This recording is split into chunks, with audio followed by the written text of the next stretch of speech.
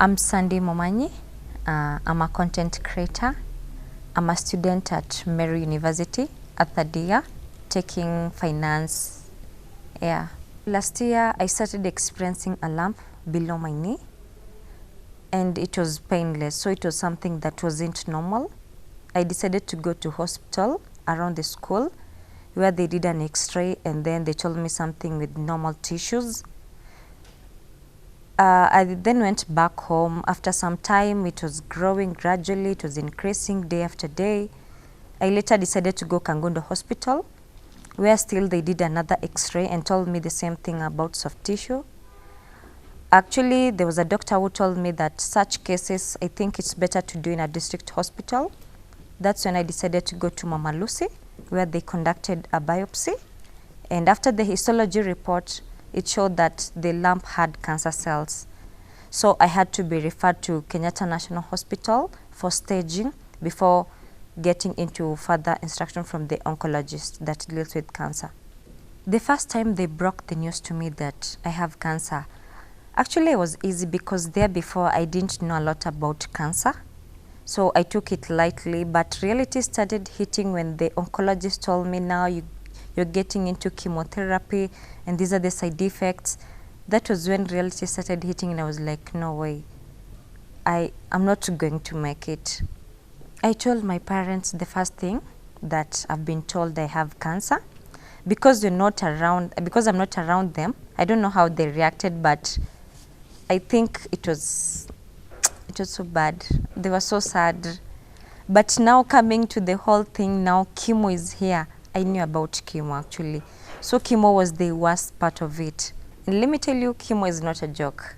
Many people believe that when you have cancer, it's a death sentence. Maybe you're not going to make it. Some people tend to believe that cancer is painful. Cancer is not. It's the treatment that tends to be painful. Yes.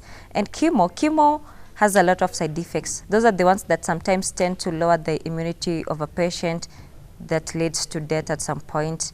Chemo is very expensive. It's not like normal treatment because these are chronic disease you're treating that people don't know the cause, because many people don't know the cause of cancer.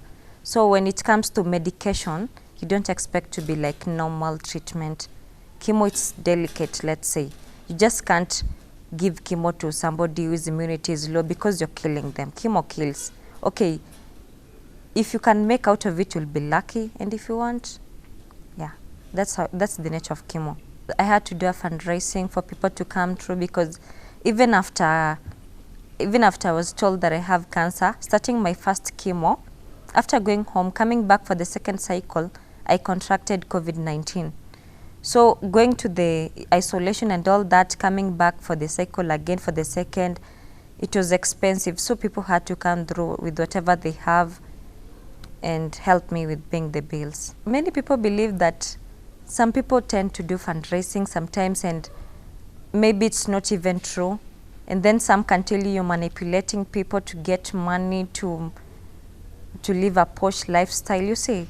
And somebody can tell that's something normal, you can go do surgery and remove it because they don't have that knowledge of cancer. So sometimes somebody cannot give because they're like, I don't see if this girl has cancer because she's just normal. She just have like a lump and it can be removed, or you can apply something and then it will just disappear. It was hard actually, but for those people that knew what cancer is, what people go through, they came through. Let me say I was affected physically more than emotionally because dealing with the effects of chemo, it's hard. And then the other thing, leave alone the physical part, the mental part comes where you see your fellow patients dying because of chemo. They're not making it. It's torturing your mind. I stayed positive, like dealing with the whole thing because I knew healing starts in the mind. Once you accept yourself, you're gonna heal. And then I stayed positive towards it, and then I believed, praying and all that. My family supported me. They were there for me. They made me feel like I'm not less of a person, and some friends as well. But let me say not all friends, because some friends started thinking that I'm not going to make it because, you know, cancer kills many people.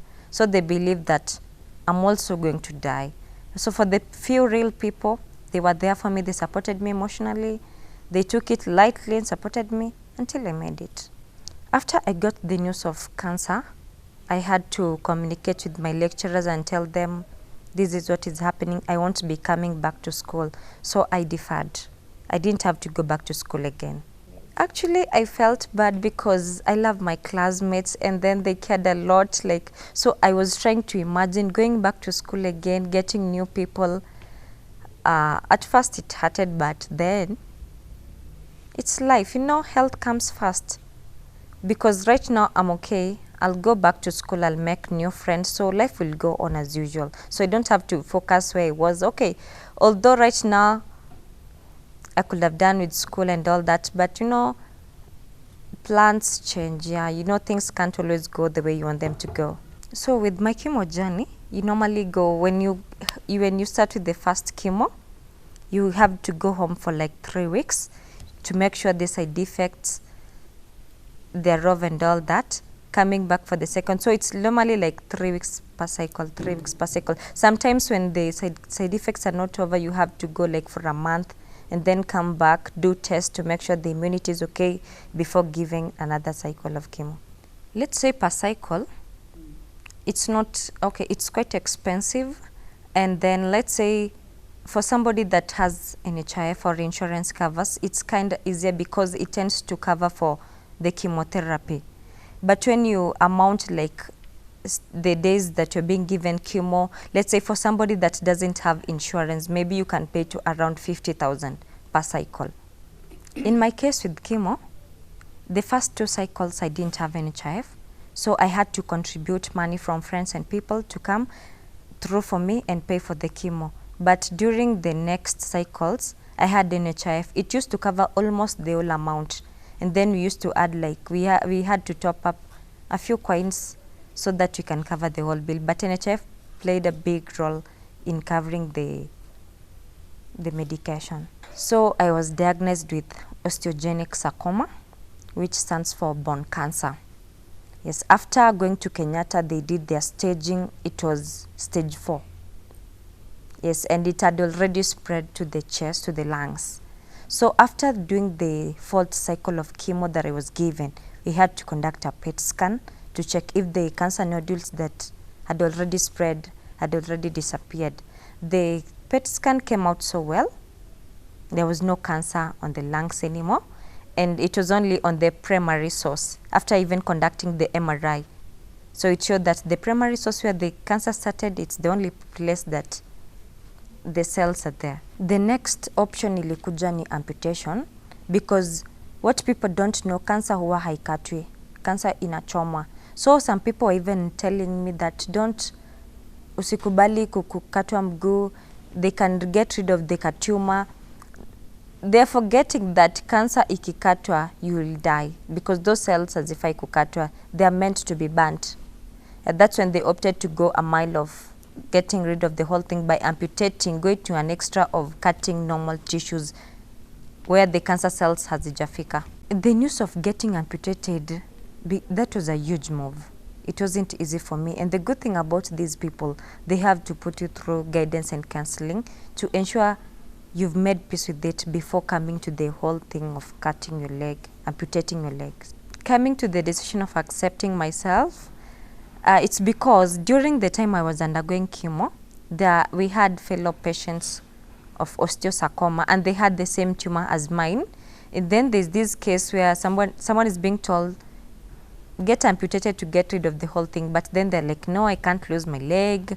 How am I going to look? And then eventually they lose their lives. So I had seen that experience of people denying to get their leg amputated, and then they don't make it.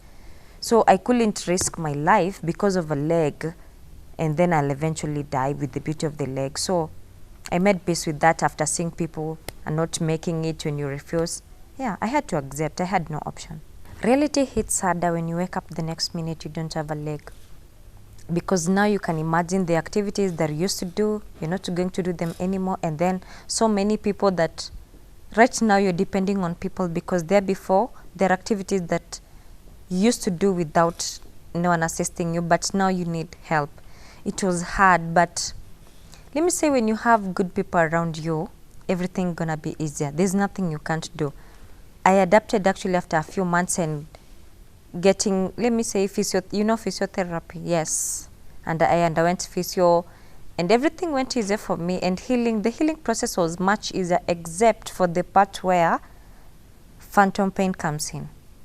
Because phantom pain is the imaginary pain, the pain of the lost leg. The brain doesn't know that this leg has been amputated. It's still sending signals for you to move, jump. And then when it comes to this place, it bounces back, and that causes pain. You know, human beings are different. And when it comes, when they look at you, some can comment positively, some can comment negatively. It all depends on perspective. Some people tend to view like this lady, something happened to her maybe when she was a kid, or maybe she got sick or an accident. But some people be like, how can a beautiful lady like this lose a leg? Maybe she happened to do something bad and then she was beaten. People will always say something positive and negative. It depends on how you take them. Let me tell you, once you accept yourself, you are unstoppable. No matter what somebody tells you that this and this happened to you, they don't know what really happened. So I smile back, because even with their life, you can't predict what's happening tomorrow. I can't get mad about something that somebody's just allegating something. I just smile and be like, it's life. After amputation, actually, life got interesting.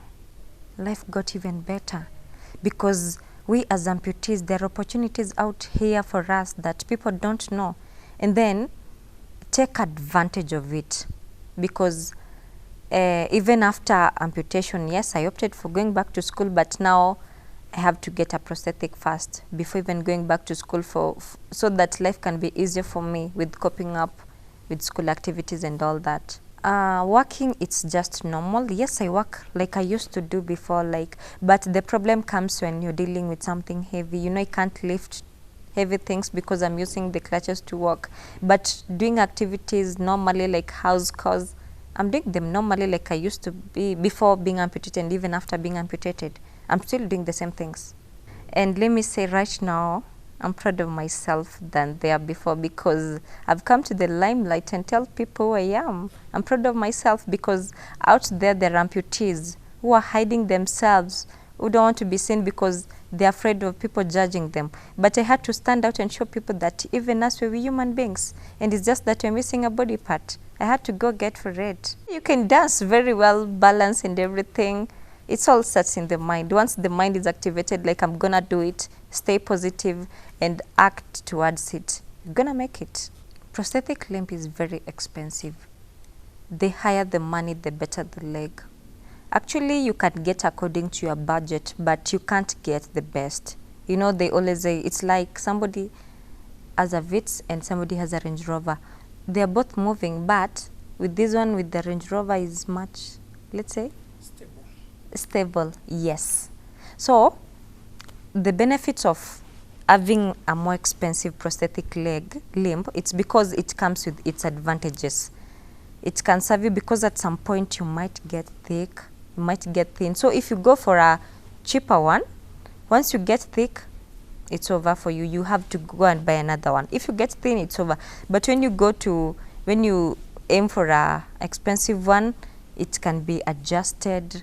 When you're walking where you need to put more weight, it senses. So the benefits of going for a much expensive prosthetic limb is even better, because it will serve you for years before even thinking of upgrading another one. People stare at me a lot, like every day. That's something like will have to happen for the rest of your life, because it's like they've seen an angel. You know, not so many people tend to be so proud of themselves, walking proudly, smiling with one leg, amputees, let's say. So with me, when they stare at me, I just smile at a stranger and they're like, yeah.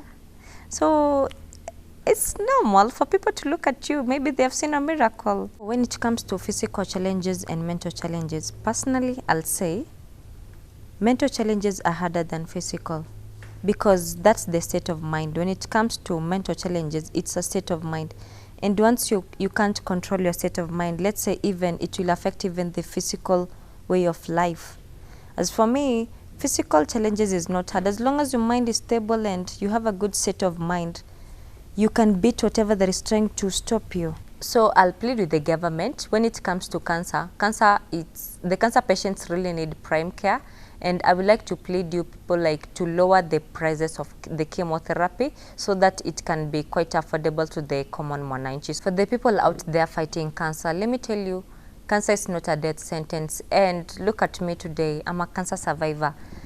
Your healing starts in the mind. Once you accept yourself, you're going to heal, and follow doctor's instructions. Be proud of yourself, accept yourself, you're gonna make it. And fellow amputees, if you're out there hiding somewhere, you feel like you don't want to come out to the light and people see you, you can't change the fact that you don't have a leg. That leg is not going to grow, no matter how many years you're going to live. So be yourself, be proud, accept yourself, be a go-getter and a pace-setter. You make it in life. So concerning the fundraising I have towards my prosthetic limb, kindly guys, I'm asking your hand in help. Come through for me so that I can get this limb. I have a till. The pay bill is 247247, account number 440180. I repeat, pay bill is 247247, account number 440180. Anything will be appreciated and God will bless you. If you want to reach me, you can follow me on TikTok at Sandy Navida, Instagram at Sandy Moma, Twitter at Sandy Momanyi, and my YouTube channel Sandy Momanyi.